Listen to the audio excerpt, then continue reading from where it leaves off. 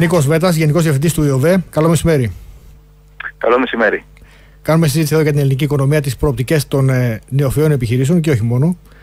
Και εξετάζουμε τρόπους για την βοήθεια, για την αρρωγή σε επιχειρήσεις, είτε χρηματοδοτικούς είτε managerial, με συμβουλές κλπ. Η δική σας εικόνα ως ΙΟΒΕ για την πορεία της ελληνικής οικονομίας ποια είναι?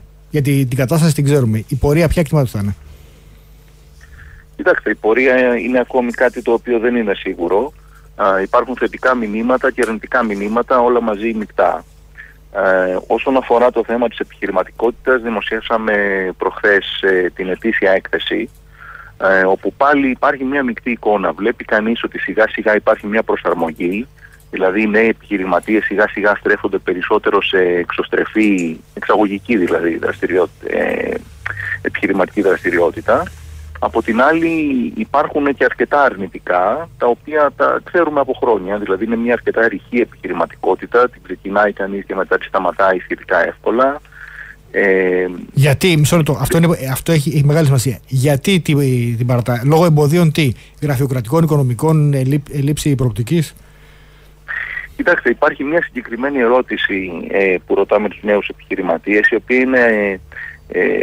είναι καταλυτική σημασία και είναι εάν πιστεύετε ότι αυτό το οποίο θα παράξετε, το προϊόν ή η υπηρεσία, είναι κάτι που δεν το βρίσκουν έτσι κι αλλιώς οι δυνητικοί αγοραστές στην αγορά. Και πάνω από το 60% των επιχειρηματιών απαντούν όχι. Είναι κάτι που ήδη το βρίσκουν. Δηλαδή η καινοτομικότητα που έχει αυτή η επιχειρηματικότητα είναι πάρα πολύ χαμηλή. Αυτό είναι πρόβλημα. Γιατί σίγουρα εάν θέλεις να κατακτήσεις εν τέλει, όχι αμέσως, αλλά μετά από 5-10 χρόνια κάποιες διεθνείς αγορές, αυτό σημαίνει ότι ή θα πρέπει να δώσεις ένα προϊόν που είναι καινοτομικό ή ένα προϊόν που είναι φθηνότερο. Φθηνότερο είναι δύσκολο να είναι εκτός εάν η χώρα φτωχύνει κι άλλο, που είναι ακριβώς αυτό που προσπαθούμε να αποφύγουμε, άρα πρέπει να στροφούμε στην καινοτομία.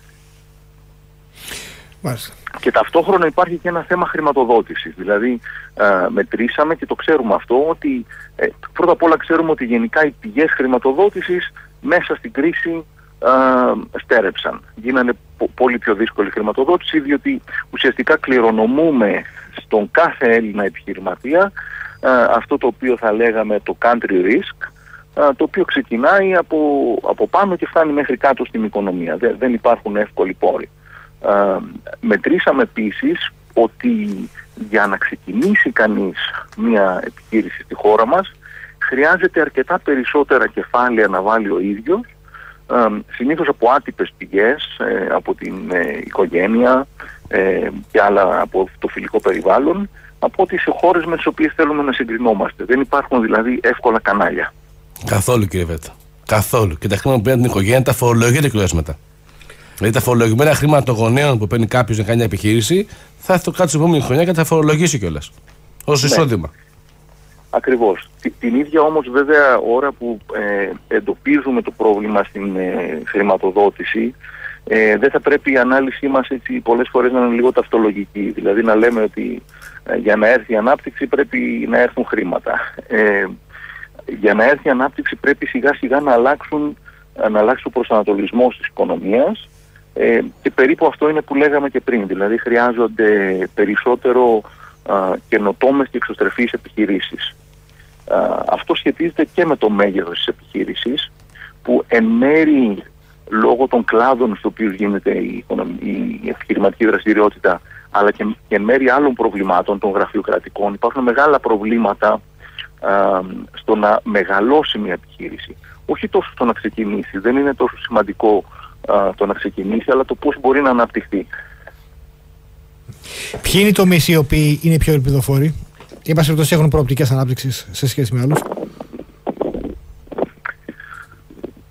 Κοιτάξτε, εντάξει, εδώ μπορεί προφανώς αν εντοπίσει κανείς μεγάλους τομείς της οικονομίας, υπάρχει οτιδήποτε το οποίο σχετίζεται με το πλέγμα του τουρισμού και του πρωτογενούς τομέα, ειδικότερα τρόφιμα, είναι κάτι το οποίο δεν έχει αναπτύξει πλήρως το δυναμικό του, αλλά από εκεί και πέρα κανείς θα πρέπει να μιλήσει οπωσδήποτε για δραστηριότητες οι οποίες θα πρέπει να εμπλακούν, να το πω έτσι με απλά λόγια, με την επιστήμη και με αυτό το οποίο μπορούν να σου δώσουν τα πανεπιστήμια. Στη χώρα μας υπάρχει μια υπάρχει ένα συνοικό τείχος ανάμεσα στο αυτό που από τη μία πλευρά θα λέγαμε επιστήμη ή εκπαίδευση και από την άλλη λέμε αγορά ή επιχειρηματικότητα. Αυτό είναι τεράστιο λάθος, έχει πολύ βαθιές ρίζες. Νομίζω ότι σιγά σιγά καταλαβαίνουμε ότι δεν πηγαίνει έτσι. Πρέπει να δούμε περισσότερους ανθρώπους οι οποίοι έχουν κάνει καλές σπουδές να παίρνουν από το χέρι επιχειρήσεις και να τις οδηγούν σε προϊόντα και υπηρεσίες που ουσιαστικά ενσωματώνουν τη νέα γνώση. Έτσι έρχεται η πρόοδος. Και από την άλλη θα πρέπει και θεσμικά να υπάρξει καλύτερη διασύνδεση, πολύ καλύτερη διασύνδεση των πανεπιστημίων αλλά και όλου του εκπαιδευτικού συστήματος με τις επιχειρήσεις, με την αγορά. Κύριε Βέτα, αυτό έχει και στο εξωτερικό, αυτό γίνεται. Δηλαδή στο εξωτερικό υπάρχουν τα πανεπιστήμια και ακόμα και στο σχολείο υπάρχουν μαθήματα επιχειρηματικότητας. Σε βάζουν ήδη στο πνεύμα δηλαδή. Εδώ είχε ποινικοποιηθεί περίπου αυτό που λέει ο Θήμης. Για το σχολείο, ναι, δεν θα έλεγα ότι το να βάλεις τα μαθήματα είναι ίσως το πιο σημαντικό. Έχει να κάνει και με τον τρόπο με τον οποίο τα παιδιά αναπτύσσουν το χαρακτήρα τους. Δηλαδή το δικό μας το σχολείο σπρώχνει πολύ τα παιδιά στην ατομική μάθηση ή έστω στη μάθηση από τον δάσκαλο και ελάχιστα στη μάθηση από ομάδες ή μέσα σε ομάδες ή από την εμπειρία. Αυτό είναι λάθος. Υπάρχουν εκπαιδευτικά προγράμματα στην Ευρώπη τα οποία στρέφονται προς κάτι εντελώς αντίθετο, γιατί αύριο μεθαύριο είτε ετοιμάσουν τη δικιά τους επιχείρηση αυτά τα παιδιά, είτε πάνε να δουλέψουν σε μια επιχείρηση, θα δουλεύουν σε ομάδες. Ακριβώς. Και αυτό το βλέπουμε και στα πανεπιστήμια όταν μας έρχονται οι μαθητές και γίνονται φοιτητές μας, ότι έχουν πολύ ελάχιστη γνώση το πώς δουλεύει κανείς μέσα σε μια ομάδα. Κύριε Βέτα. Ευχαριστούμε πολύ. Καλή συνέχεια. Νίκος Βέτας, Γενικός Διευθυντής του ΙΟ.